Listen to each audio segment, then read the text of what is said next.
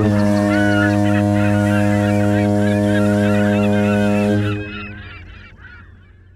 guess all of you know I'm Wally Moran.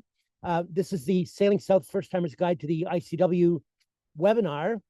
This webinar got started, 15 years ago, I guess. I was asked by the Toronto Boat Show to do a seminar on sailing, on cruising to the Bahamas by way of the ICW.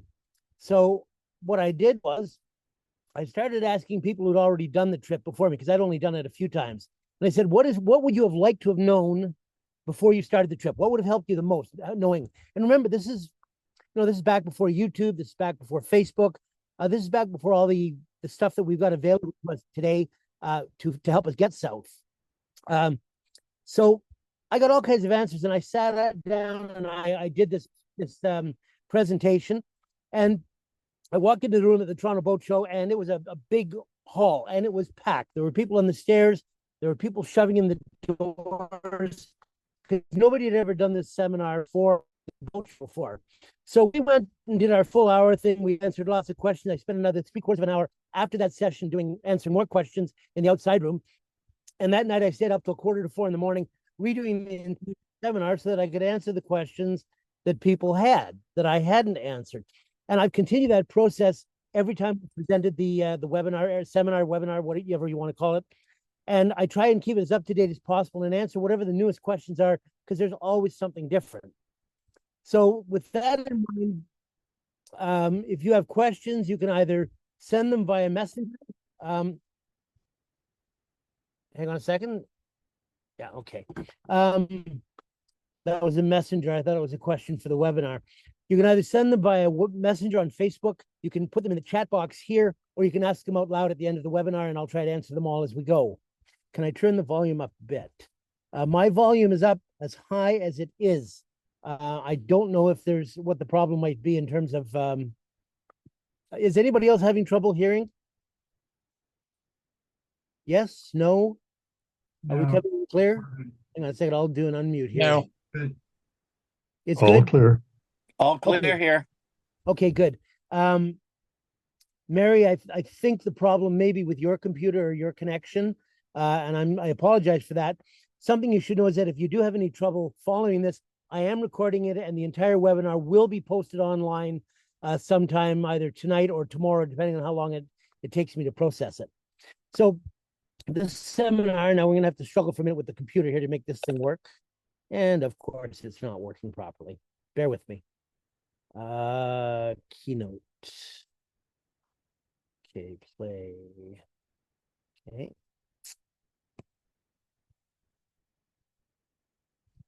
Okay, this is called the First Timer's Guide to Sailing South, and I've explained to you how this came to be, and the computer's just going to give me a hard time. I can see that now.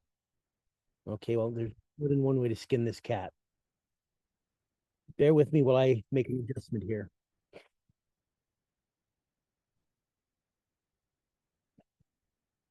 The computer wants to fight with me. I'll fight with it. Okay. So basically, what is the ICW? Now, the ICW actually starts well north of New York, or well north of the Chesapeake Bay, and it runs all the way through to Brownsville, Texas. But the people who choose to do the ICW, they're coming from the Great Lakes. Very often, many of you will be coming from the Great Lakes. Okay. Okay, bear with me, folks. We are having some technical difficulties here. Okay. Now.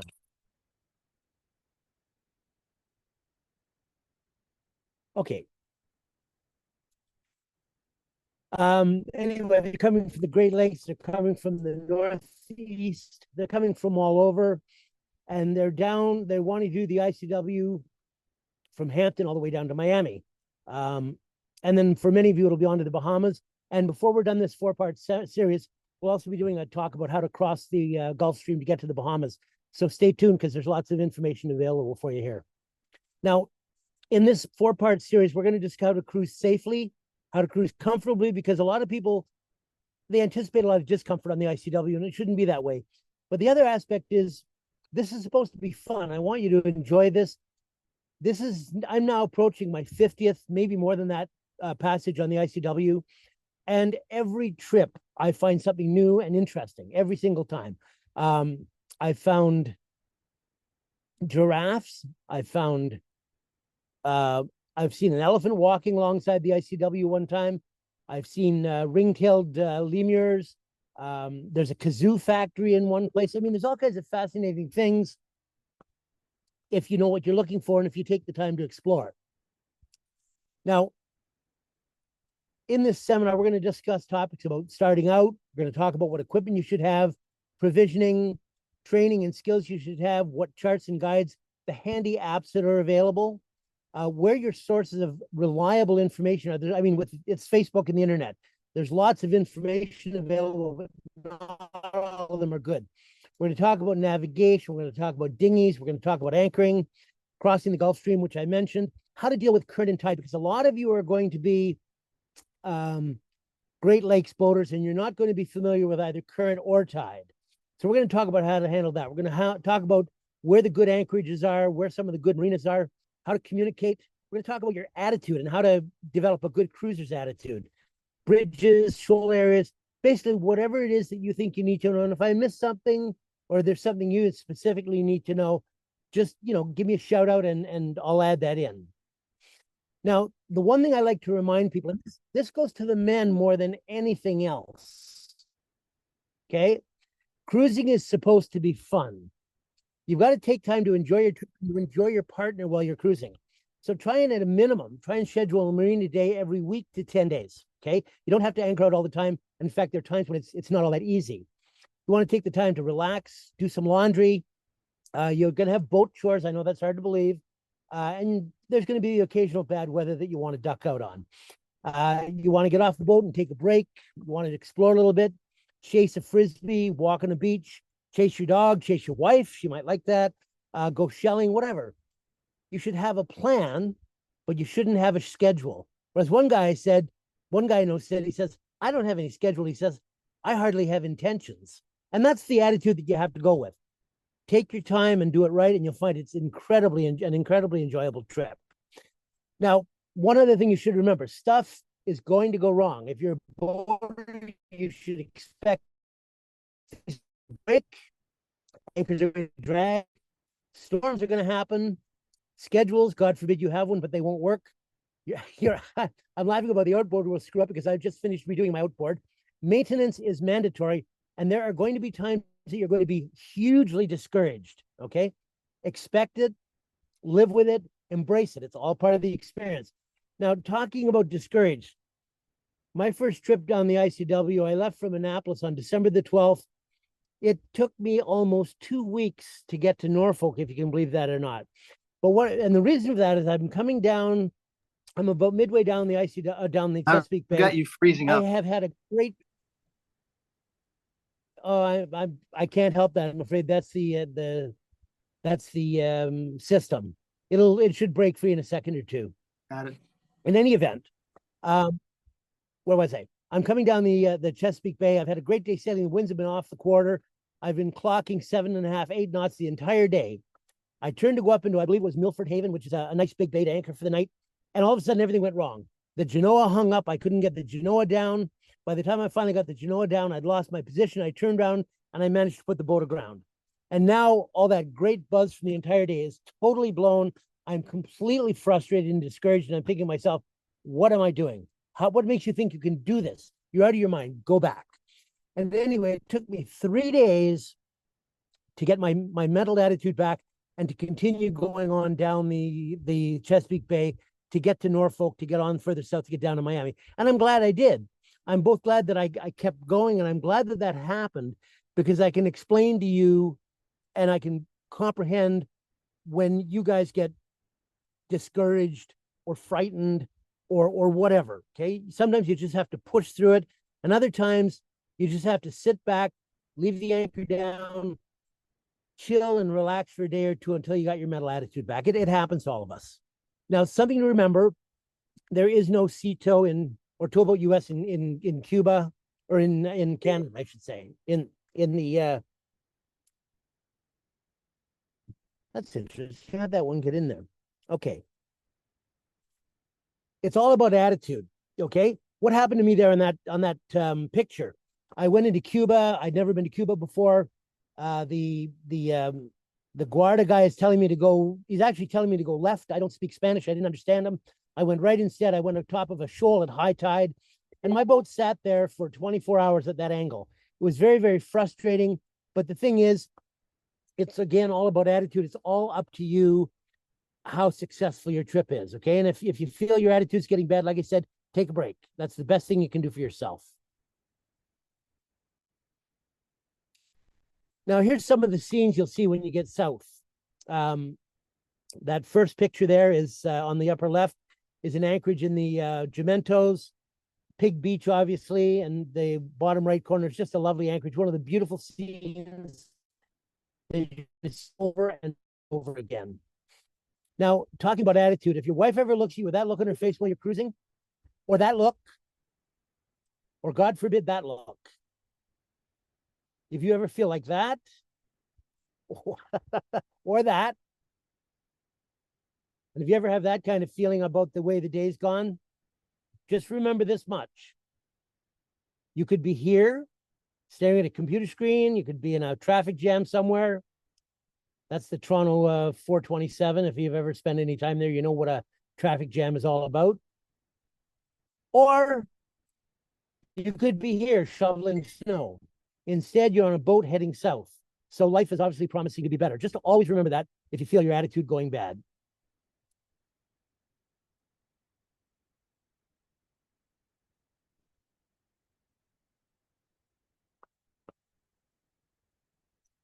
Those are all bad looks right there. When you see those, it's time to take a break. Now, some of the reasons you're struggling here, you're probably traveling too fast. You're trying to make time. You're trying to keep to a schedule, okay? Limit yourself to 25, 35, maybe a max of 50 miles a day. With the currents on the ICW, you're probably going to be limited to about 5 to 6 knots, which means that 50 miles is going to be a big day. It's going to be a 10-hour day. Okay, hang on a moment here. We have some more people trying to get in. I have to let them in.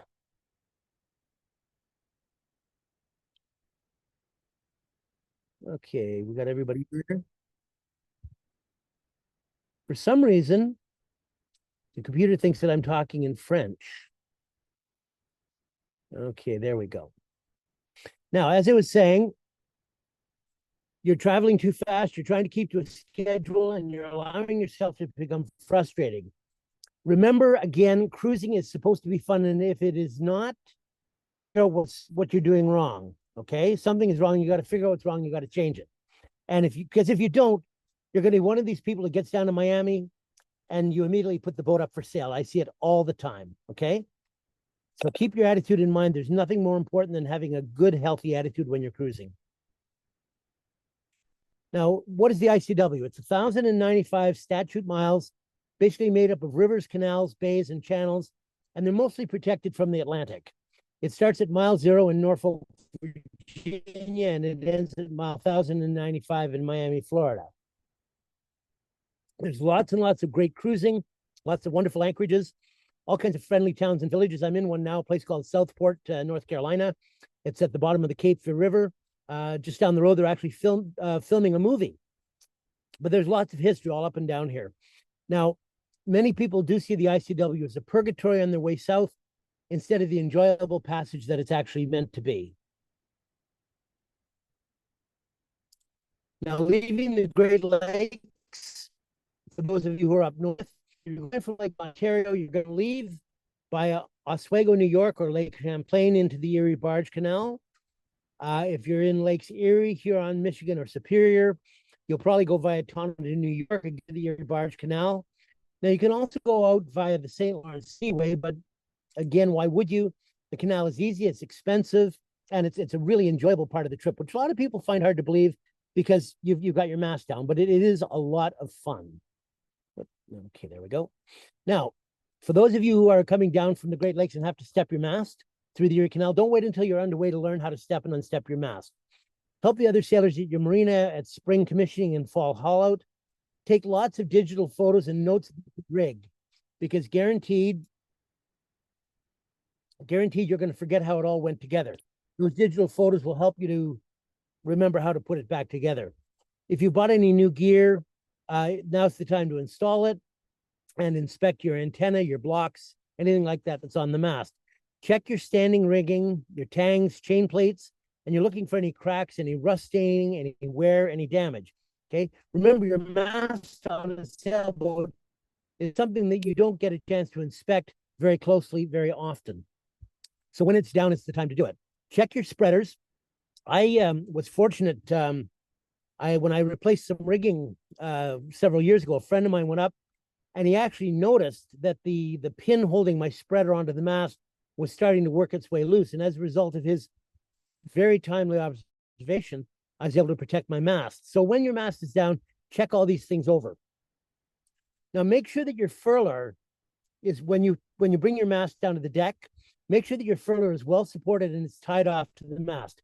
Tie or tape off or remove any turnbuckles and any sort of hardware which might fall off of the shrouds. Now, don't ask me how I know that your turnbuckle can fall off the shrouds, but trust me when I tell you it's something you need to be careful about. Plate unstep your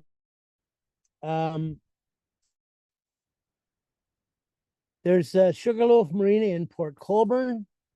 If you're coming through from Lakes Erie, Huron, etc. If you're leaving via Oswego, you can cross the Great Lake with your mast down, or you can lower it on the south side. You can drop your mast in Tonawanda, and I suggest if you do that, you don't use well there. When you have to restep your mast on the other side, on Hudson River, I usually go to Castleton on Hudson. It is a what's the word I'm looking for? It is a boat club. They charge, I believe it's $75 now. It's been a few years since I've been up. They charge $75 per mast.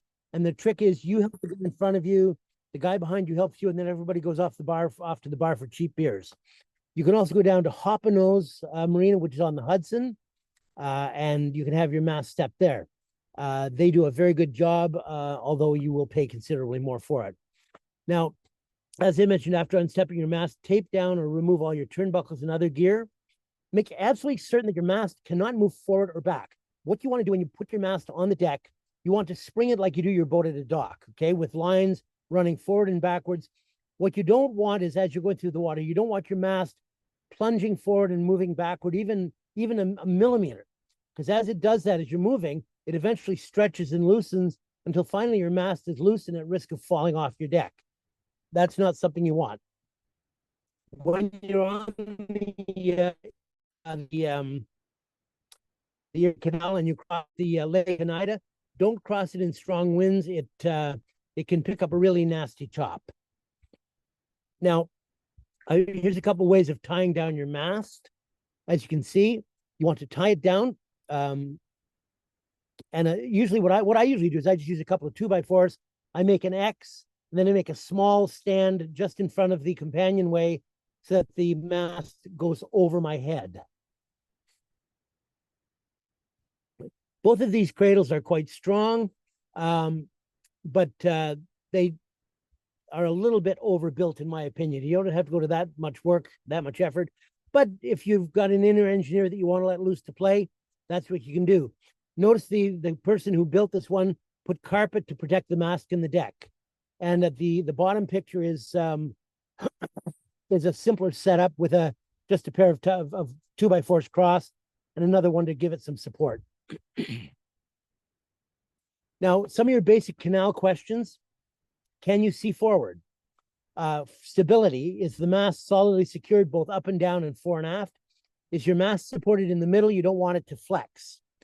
Can you get around on the deck? Is the mast high enough for comfort in the cockpit? Are the turnbuckles and shrouds safely tied off or removed? And have you protected the mast with an old fender or similar at the bow so that should you run the boat too far forward and lock, that you're not going to hit the base of the mast against the lock walls? Fenders, if you have fenders, if you take the covers off, because the fenders will pick up all kinds of mud and crap from the lock walls and will scratch your gel coat. So a lot of people like to buy one of those big round fenders, and they're really, really expensive. A real cheap solution, if you're only going to be using it the one time, is you get yourself one of those exercise balls that people like to roll around on, put it inside a mesh bag, and use that as your forward fender where the boat narrows towards the bow. Now, for those from Canada who are entering the U.S.,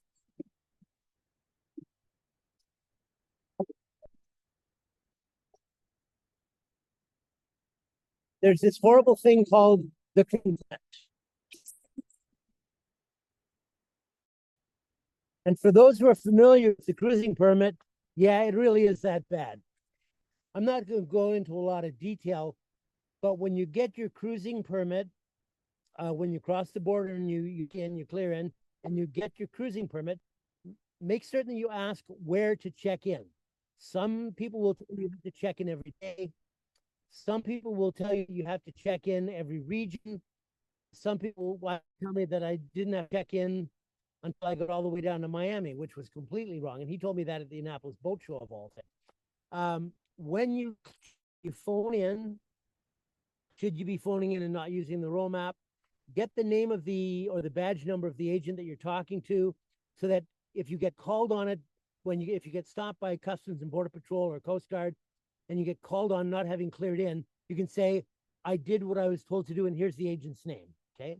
It's a heck of a procedure. They've simplified it somewhat in the most recent years, but it's still a bit of a challenge. Okay. Now, when you leave the United States and your cruising permit, your permit is good for 1 year. After 1 year, your boat has to be out of the United States for 15 days. What you want to do to protect your cruising permit is when you leave the United States from Florida, excuse me, bring or mail your cruising permit to the nearest Customs and Border Patrol office and then renew it when you return.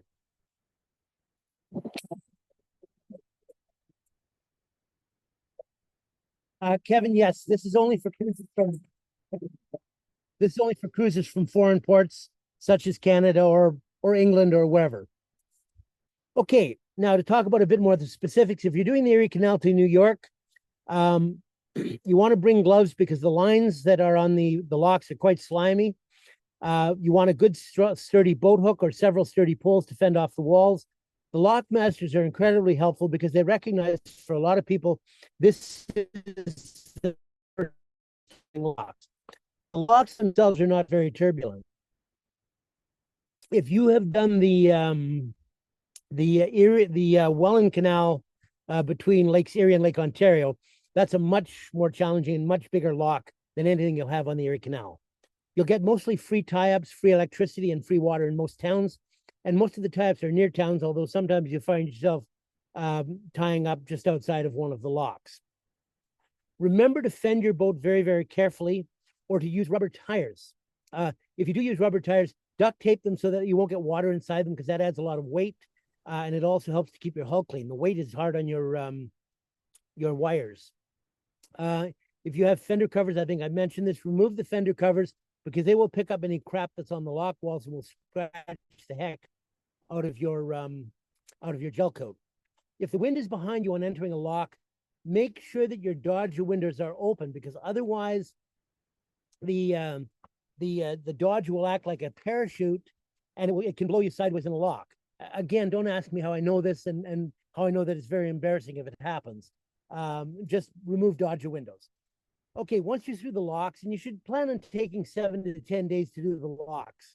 There's lots to explore and lots to visit. Once you're through the locks at Albany, you're on the Hudson River. The Hudson River is very, very scenic, and it is tidal right from the Albany. Your anchorages and your marinas are easily reached, and it's very relaxed cruising. Now, one thing I suggest, especially for Great Lakes boaters, when you get into the Albany and you're far enough down that it's nice and wide, start doing a series of circle eights in your boat. Because what you want to do is you want to feel how a strong current affects your boat. You want to have the boat running with the current. You want to have the boat running against the current. You want to turn both into the current and against the current you can get a sense of how the current affects your boat. So when you come into dock, you're going to have an idea of what your boat's going to do. Also, try reversing against the current and see what happens when you do that. Okay, so something to remember. As I was saying, the anchorages and marinas are easily reached, and you only need one waterproof chart to cover the entirety of the Hudson River. Now, when you get down to New York is hectic as blazes. Lots and lots of traffic, and the ferry traffic is, you might as well not exist. They'll just go flying past you. I suggest you do not travel through New York at night. It's difficult enough in the daytime, especially the first time. At nighttime, it's just that much worse. Okay, you don't know where you're going. You're going to be unsure about what you're seeing. The ferry traffic continues at night, so it continues to be difficult. It's possible to anchor near the Statue of Liberty. There are also moorings at the 79th Street Marina, and there are marinas on both sides. Now, when you are leaving New York, you want to start about an hour after the tide begins to ebb at your location. And the reason for that is you want that tide to pull you out into the Atlantic Ocean and give you a good fast boost. Now, there's Lake Oneida on the Erie Canal. And as you can see, it's just a straight run through. There are marinas and free docks at each end. It's a straightforward passage, although there's a potential problem with weather. If you've got strong winds, especially against you, it'll create a very difficult chop.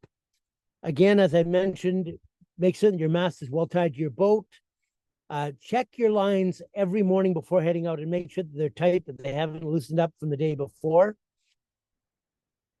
And rather than buy the Erie Canal chart book, you can download the NOAA chart and a player from your laptop.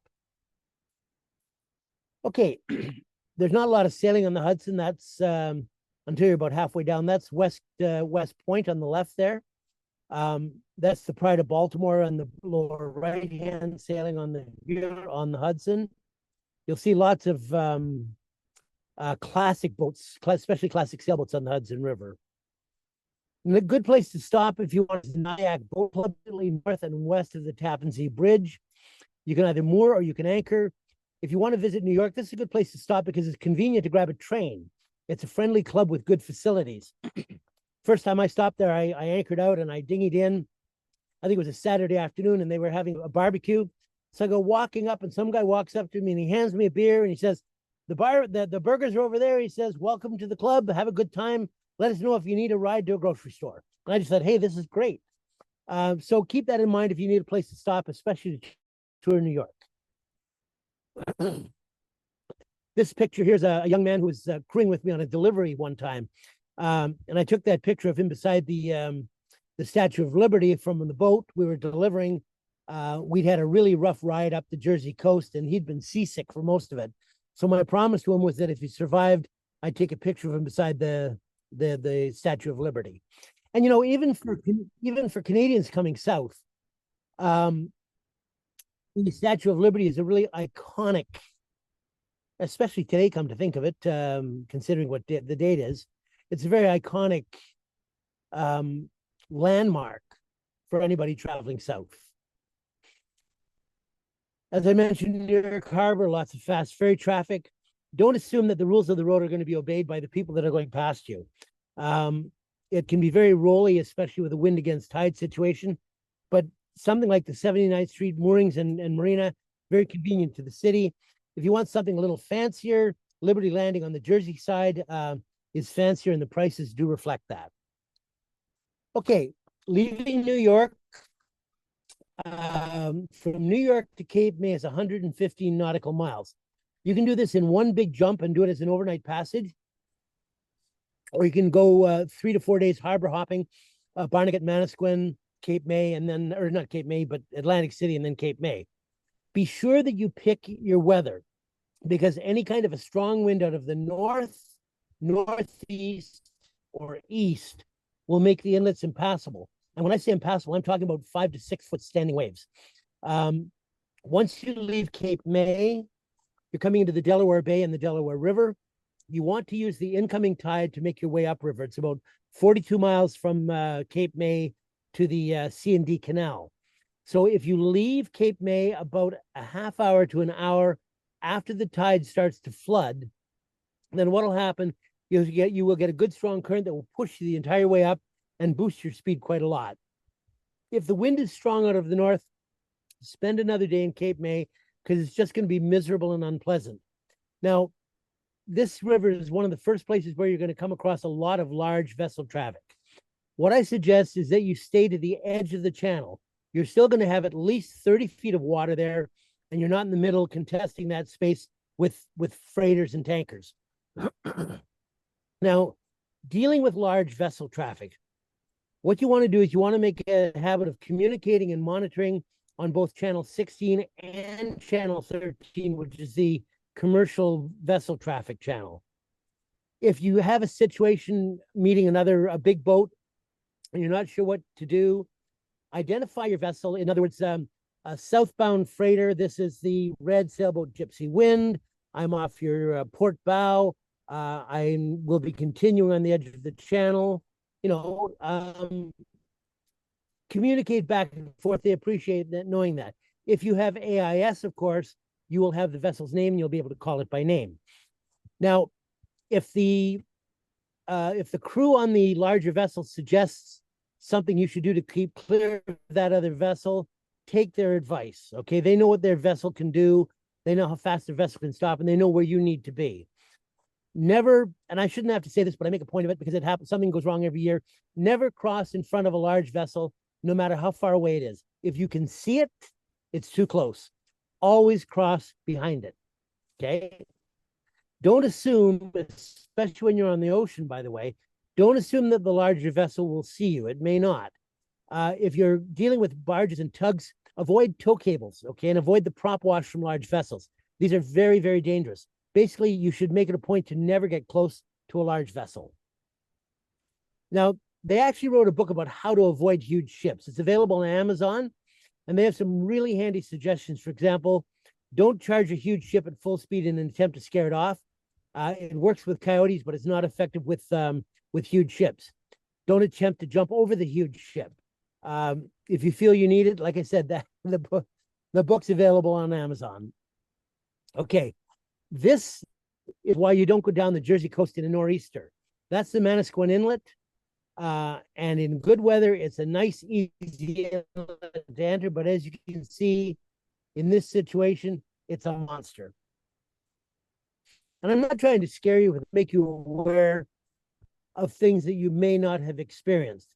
Now, the Jersey coast inlets, you've got the Manasquan Inlet, which is the first of 3 viable inlets between New York and Cape May. Again, as I've mentioned, it's very difficult in strong east or southeast winds. It's 31 nautical miles from New York and 23 nautical miles from Sandy Hook. Your next inlet is Barnegat. Now, these inlets tend to be shallow, but they're deep enough for a 6 or 7 foot draft sailboat to come in, but they can be very narrow, and they have a lot of small powerboats racing in and out. You have to be watchful. The one big inlet is the known as the Absecon Inlet, which is Atlantic City. It is the only all-weather inlet along the way. Now, don't make the mistake I made on my first trip south and try and skip the Seaboy. Go to the Seaboy and follow the buoys in. I very nearly got myself into a lot of trouble because the Seaboy, by cutting the Seaboy, I put myself over the spoils area, and I was in much shallower water than was safe for me. Now, Cape May is a wonderful place to spend a little time to visit if you want. There are a couple of anchorages. The best one is, in my opinion, the one right by the Coast Guard. If you're coming in late in the day, by the way, remember there's a jetty on the entrance off the Atlantic. And if your vessel has more than a 55-foot mast, you're going to have to go around Cape May and not through Cape May on the canal, okay? Those are the things you have to remember about Cape May. Now, heading north from the Delaware Bay River, that particular route that brings you to just south of it's a strange name, Miamalmar or something like that, but you follow that route straight up to that circle that you see here. You've got lots and lots of water. You don't have to go straight out. In other words, you don't have to go straight south to the big ship channel. Just run straight up. You'll save yourself several miles, and you'll get yourself there that much faster. Now, the C&D Canal to Chesapeake Bay. Once you get to the Chesapeake Bay, the worst of the trip is by far over. There's a marina in the canal, and there's another marina at Chesapeake City. There's also an excellent anchorage in Chesapeake City, along with a free dock. Once you're through this area, you're going to have the opportunity to explore the Chesapeake. And the Chesapeake is wonderful. So give yourself some time on your trip south to enjoy the Chesapeake. You've got great anchorages, both rural and city anchorages like the Harbor of Baltimore. You've got Annapolis, which most of us will probably visit for the boat show. On the other side, you have St. Michael's, you have Tangiers Island, and then you have all the rivers and bays of the Lower Chesapeake to explore as well. Now, once you leave Annapolis, Norfolk is only 118 miles away. So you're almost to the ICW now.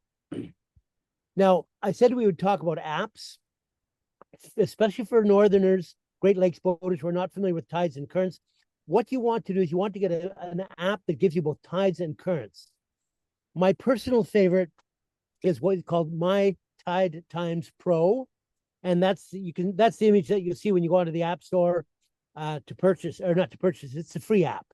Now, what I like about it is that it gives you, when you install it and you hit it, it opens up in your location and it gives you several choices for the nearest tidal station. You click in one of those and it opens up and it gives you the high and the low tides for that location for the day, also for the next day, all the way through to up a week. So it helps you with your planning. Now, in addition to that, it will also give you the time of moonrise and moonset. And it also, we have somebody else entering. There we go. It also gives you currents. Okay, and currents can be very, very helpful. We'll get into that in more detail in a little bit, but currents can be very, very helpful. Okay, so this is what it looks like. This is the Cape May Canal. As you can see, your high tide is at 11:46, your low tide is at 6:04, and the currents at Cape May, as you can see on the canal, it gives you the ebb, the slack, and the flow. So in other words, you've got pretty much all the information that you need right there for passage planning. Now,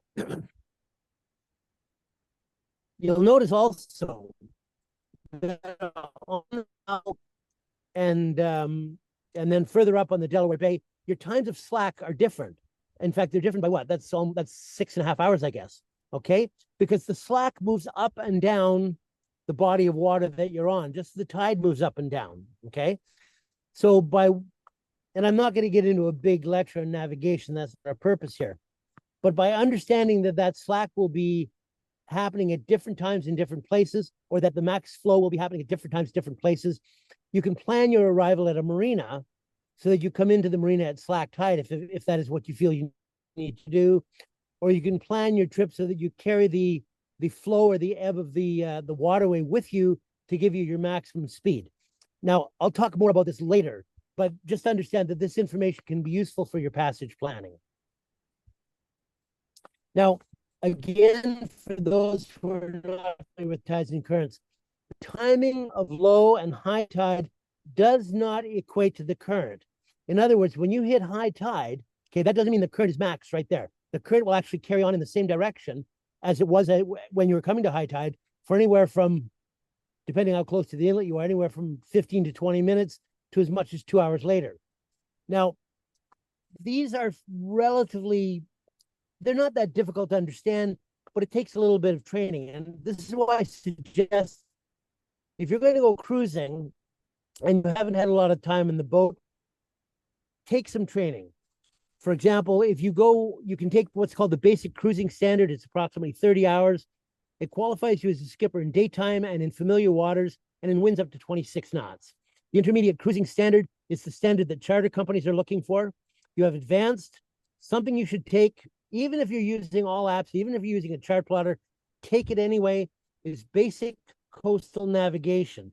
It'll teach you about charts. It'll teach you about plotting. It'll explain tides and currents, all the basics of GPS. And the reason I suggest this is because, and there's one site that's notorious for it, but I won't mention the name of it. I will frequently see people asking very, very basic questions, or asking somebody to tell them how to go such and such, or should they anchor at such and such a place. And it frightens me to be sharing the water with people who are so utterly clueless that they have to ask these kinds of questions. It frightens me both for my own sake And it frightens me for their sake because these are the people who will get into trouble. Take training, whether you get it from Power Squadron, the Canadian Power Squadron, if you're from Canada, the US Power Squadrons in the US, whether you take it from the United States Coast Guard, whether you take it from a private school, take the time to get the basic training that you need, because you will be a much more competent and much more comfortable boater with that training. Not only that, okay, the minimum training I suggest, by the way, is from Sail Canada, the basic coastal cruising standard. That would be, in America, that would be US Sailing 101 through 104. Or else take Canadian Power Squadron or US Power Squadron or the Coast Guard courses. Okay, training makes you a better and a safer boater, and it makes boating much more enjoyable because you know from the training that you can handle whatever comes at you. There's nothing worse than being in a situation where you have no clue what to do. Whereas if you find yourself in trouble, your anchor's dragging, what do you do? Okay, you will have discussed this situation in your training course. Okay, you'll know the various options depending on what exactly is happening to get your anchor reset. Should you raise the anchor and start the motor, raise the anchor and reset it? Should you let out more scope? What do you do? What if your anchor turns sideways? Or what if your anchor line turns sideways to the boat on a current shift? How do you deal with that? All kinds of questions. The training will give you a head start on keeping yourself safe. Now, not only that, but your partner is going to be a lot more comfortable. And guys, I'm speaking to you right now. If you have the training and if you are comfortable doing what you're doing, your spouse is going to be a lot more comfortable sailing with you. Okay. The number of men I've talked to over the years who, oh, my wife won't sail with me. Well, there's a couple of reasons for that. One of those reasons is maybe you really aren't Sir Francis Drake or Christopher Columbus, and the wife recognizes that, and she's really feeling uncomfortable. Get the training. Better yet, both you and your wife both take the training at the same time, and then you're working as a team and you understand what needs to be done. Confidence and preparation really are the keys to enjoyable cruising, whether you're on the ICW, on the Atlantic Ocean, or on your own small lake back home. Now, weather. I've been serious long enough. Let's talk about weather. There are a lot of choices for weather. You can use your VHF weather channels 1 through 10. If you're coming from Canada, make sure you switch your boat over to the US channels. There are some differences. You can go to NA for complete weather information, or to your favorite internet website, whatever that happens to be. If you have single sideband and you're going offshore, you, of course, have got Chris Parker, who's an excellent source for weather. You also have passageweather.com, sailflow.com. My own personal favorite is windy.com. Now, Windy is available as a phone app. It's also available on your computer. It has a ton of information. They just added a whole bunch more recently. You can get wave information. You can get precipitation information, all kinds of stuff. It is one of the absolutely mandatory tools for any kind of passage planning. It uses several different weather models, and a different weather model is just a weather model is a series of computer algorithms. You input the data, and then the model says it's going to rain, it's going to snow, it's going to be thunder, whatever the case may be. Different algorithms will give you different results, and that can actually be helpful as you're planning your trip.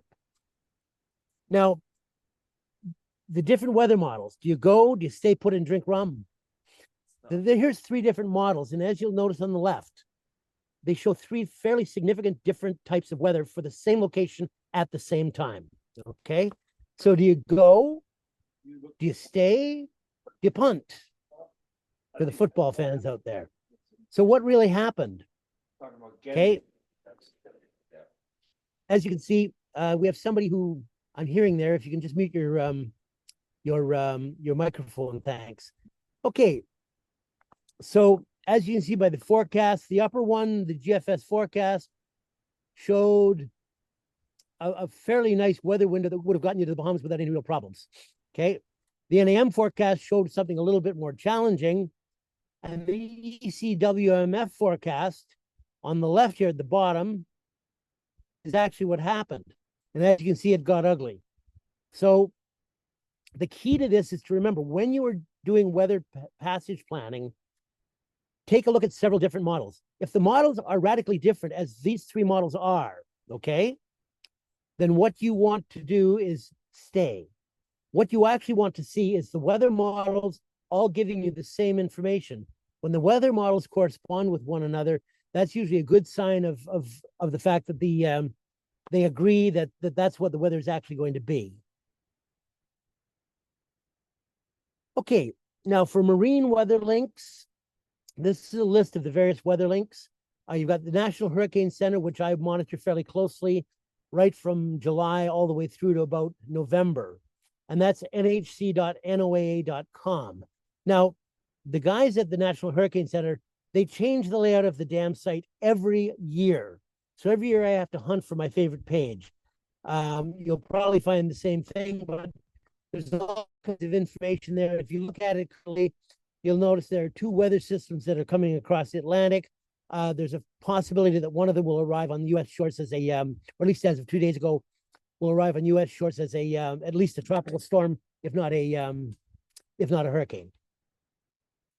The reason you want to watch this is that you've got typically a week to 10 days minimum warning of weather coming at you if you're on the East Coast. With that much time, you should be able to get yourself to a marina, to a hurricane hole, or get yourself well hidden. Anyway, there's a whole bunch of lists of weather sources there for wherever you happen to be. Okay, where are we here? Now, a lot of you have heard of Aquamaps.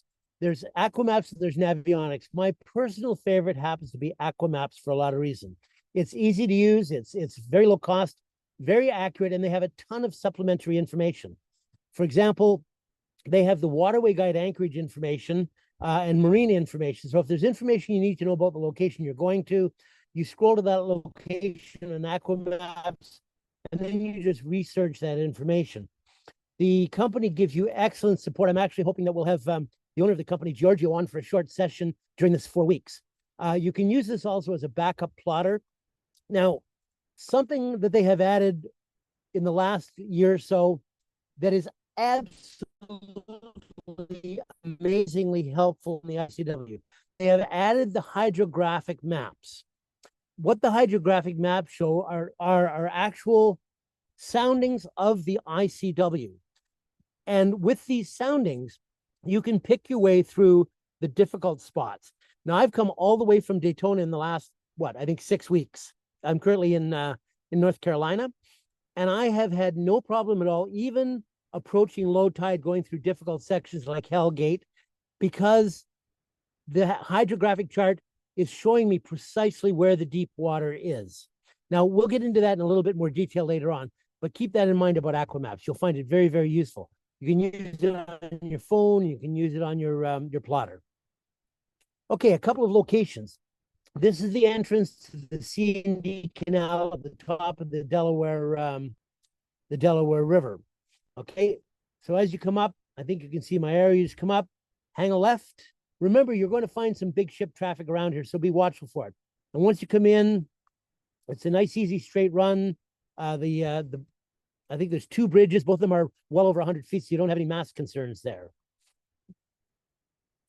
When you come into Chesapeake City, you have a marina right here. There's a free dock, and there's also an anchorage with room for quite a few boats. And then when you get down to Annapolis, the lighthouse on the left, that's Wolf's Den, which is down the Chesapeake Bay a while. But you've got the Annapolis Sailboat Show. If you're going to be there, let me know. Love to meet with you when you get down there. You have the Eagle Alley, which is a small little part of the waterway that juts right up into downtown Annapolis. You have Bacon's for consignment gear. Back Creek, a great place to anchor out. You've got Davis's Pub, which is a local pub with what are probably the best crab cakes and some of the best hamburgers you'll find anywhere. And by the time you get to Annapolis, absolutely the worst is over. Now, your approach to Annapolis coming down Chesapeake Bay. As you come under the Bay Bridge, which you see on the upper right-hand corner there, just come straight down and then hang to starboard and follow the markers in. The water is quite deep, so you'll have no problems. And the markers it's quite an easy entrance. Now, as you get in closer, There are a number of anchorages, and there's also mooring balls. The lower section here where I've got the word anchorage written, you can anchor those yellow spots. There's lots of room to anchor. If you're down anywhere near the boat show, you're going to find it very, very busy. Remember in Annapolis that you must keep a minimum of 75 feet off of any dock when you anchor.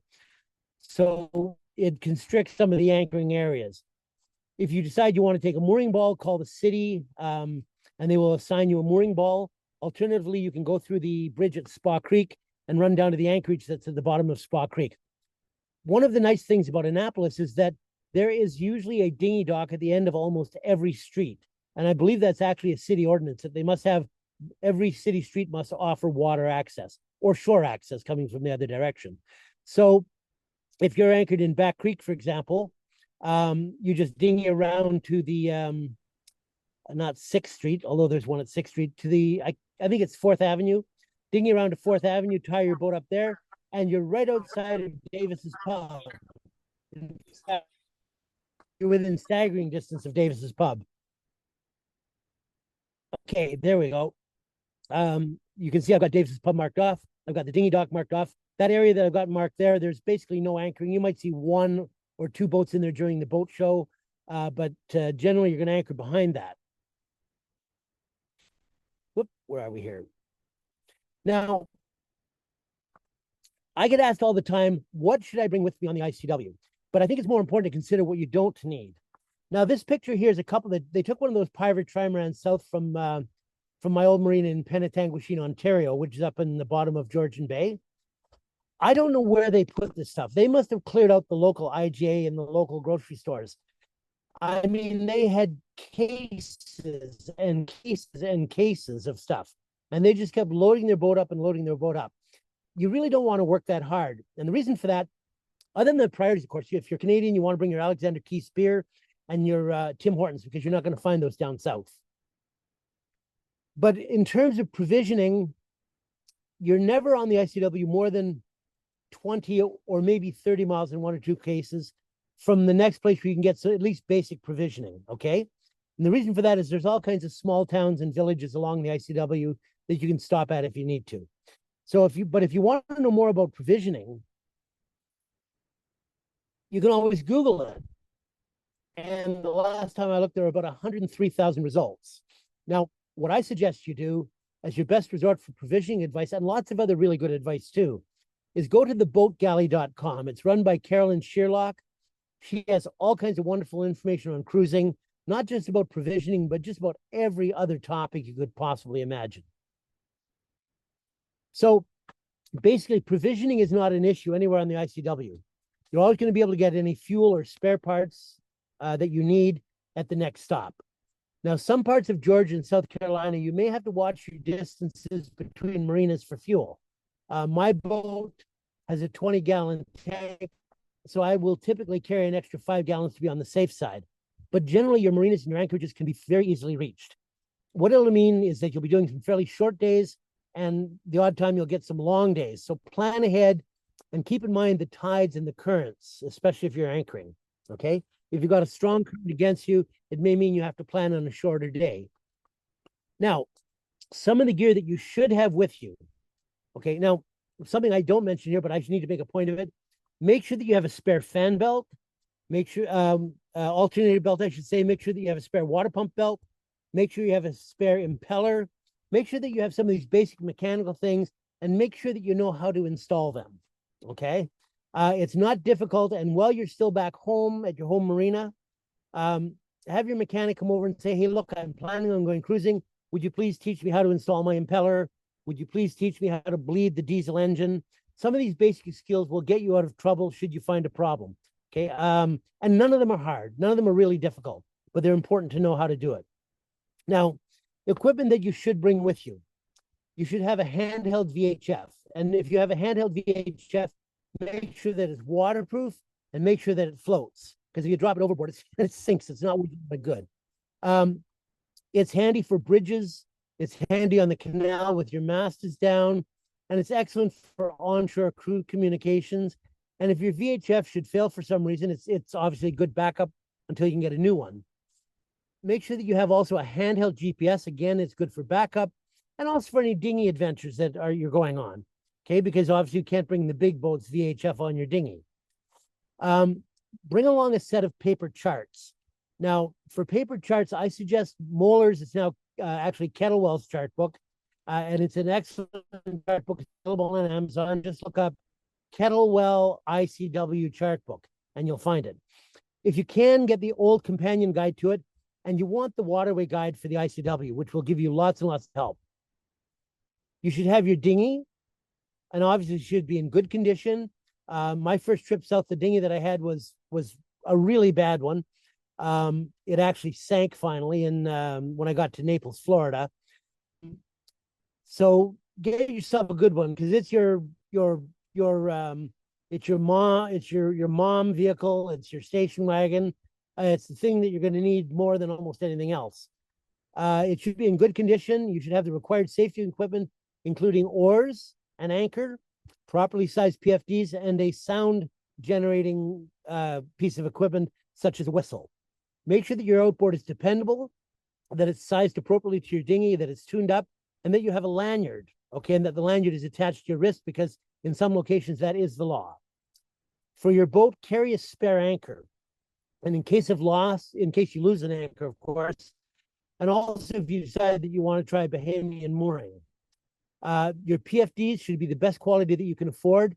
If you expect to have children or your grandchildren on board, make sure that you have the proper children's size. If there's one thing the Coast Guard will get in your case about, it is not having properly sized PFDs for your children. Bring along a spare depth sounder, or even better, get a handheld depth sounder, because if it's needed, you'll be grateful to have it.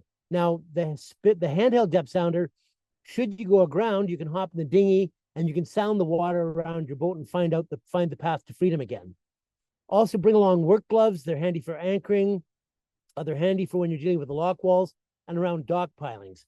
Now, some of the things that you don't need to have in the ICW, that doesn't mean you shouldn't have them, but you don't need them on the ICW.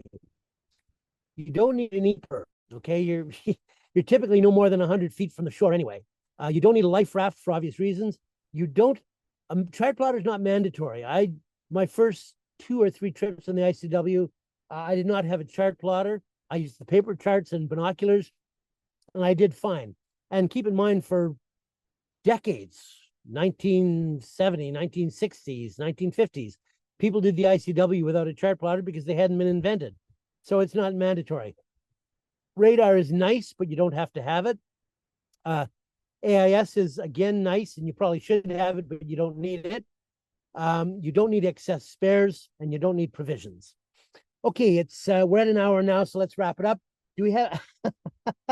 Lisa Dreyer has just told me that Tim Hortons is available at Publix and Walmart, which is good news for the Canadians. That's good to know. Thank you, Lisa. Okay, do we have any questions, folks? Feel free to unmute yourself if you have questions to ask. Meanwhile, I'm going to try and unstop the share. There we go. There we go. We're back. Okay. Do we have any questions, anyone? Raise your hand or mute. Bill, are you waving at me? Or are you doing a question, or what's happening there? Hang on a minute, Bill. You have to unmute yourself. I was just trying to figure out how to unwork all these buttons. No kidding. Okay, do we have any questions from anybody? Now, I should mention before we finish off, I do the Sail to the Sun ICW rally. It runs each fall from after the Annapolis Boat Show, leaving from Hampton, Virginia, and runs all the way down to Miami. We take 2 months to do the trip. Chris, I saw your question. Give me a second. It takes 2 months to do the trip. We stop everywhere. We have a lot of fun. The biggest danger to you on the ICW, the Sail to the Sun ICW rally, is probably going to be to your liver. But yeah, Ken, you're laughing. I think you'd probably fit right in. So yes, it's a good time, but the key to it is to make it enjoyable. And we do a lot of exploring, a lot of visiting. There's at least one rum distillery on the trip for those of you who like rum and want to learn about distilling rum. And I can see Kevin O'Brien's wife smiling there at that one. She must be a rum drinker. Kevin, is she a rum drinker? She's not. She's shaking. Are you shaking or nodding your head there? I can't tell. Joy is a bourbon. She's a Texas girl, Wally. So bourbon and whiskey. Oh, bourbon and okay. I think there's a place, a distillery that does bourbon. I'll see if we can hook up a tour of the bourbon distillery. Anyhow, the whole point of the Sail to the Sun rally is we're doing it not to race our way south. We're doing it to have a good time and to explore and relax and enjoy ourselves. Okay. Where are we? Chris, how many days sailing from Oswego to New York City? You know what? You can do it fast, Chris, if you want, or you can take your time. Plan on probably 6 days from Oswego to Albany, a day to put the mast up, and then depending how fast you want to run, 3 more days to New York. You could do it in less, but figure 9 or 10 days as being a comfortable pace to go at. Okay. Gary on sailing vessel Meridian, and Gary's planning on October 2025. Okay, do we have any other questions here? Raise your hand, shout out, unmute yourself, type them. Do I see anything on? Yes. Okay, there was a question, but it had to do with the rally and not with the whole sailing south theme. Okay, if that's it, folks, that's it for tonight.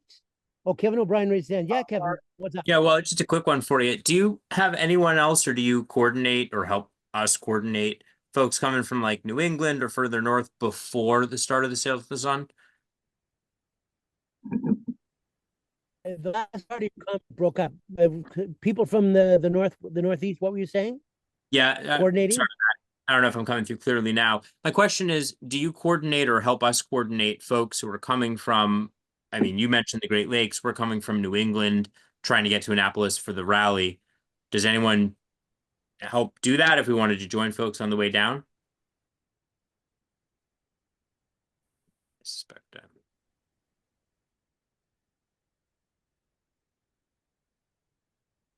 Find somebody coming south with you. If you have questions about it, feel free to ask me, and I'll help you as much as I can. I don't really know the area north of New York.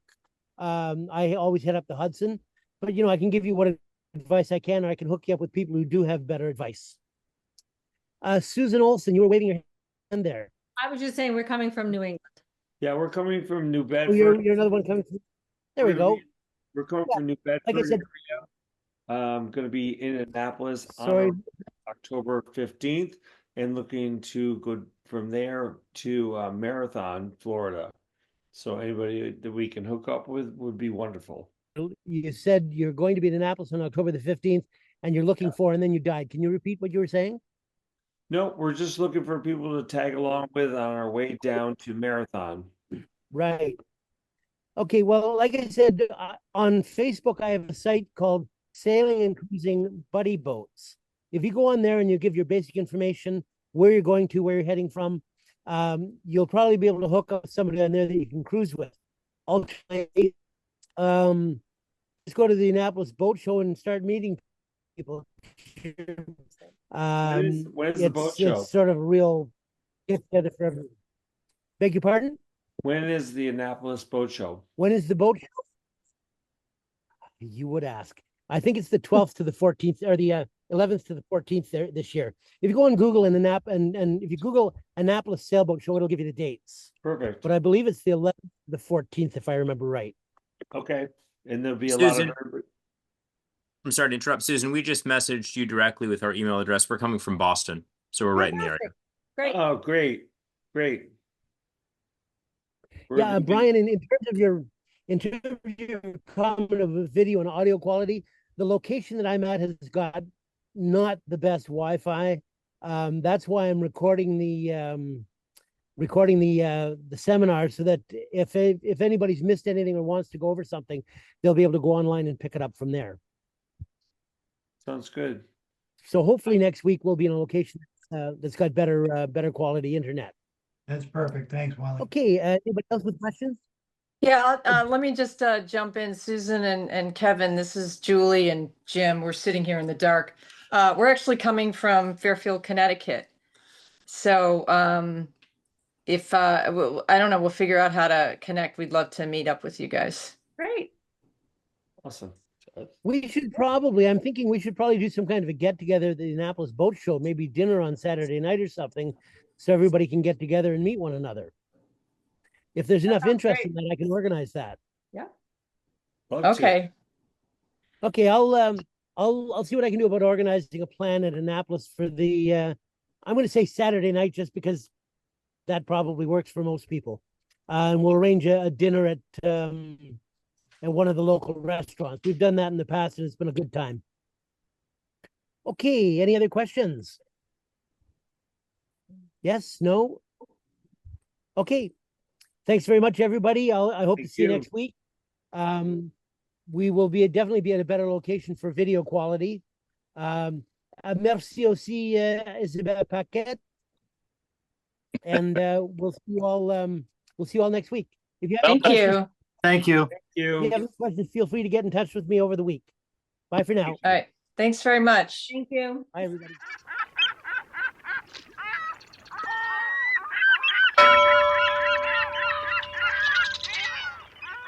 Yeah.